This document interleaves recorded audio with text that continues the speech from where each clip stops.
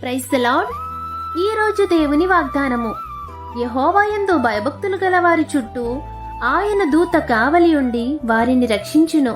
కీర్తనల గ్రంథము 34వ అధ్యాయము 7వ వచనం. దానియేలు దేవుని దృష్టికి నిర్దోషిగా కనిపించినందున ఆయన దూతను పంపించి సింహములు దానియేలుకి ఎటువంటి హాని చేయకుండా సింహముల నోళ్లు మోయించారు.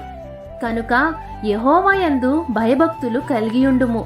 దేవుని దృష్టిలో యథార్థముగా మిమ్మును మీరు కనుపరుచుకున్నట్లయితే దానియేలుకి కావలిగా ఉన్న దేవుడు మీకును తోడుగా ఉండి మీ ప్రతి పరిస్థితుల్లో నుండి మిమ్ములను రక్షిస్తారు.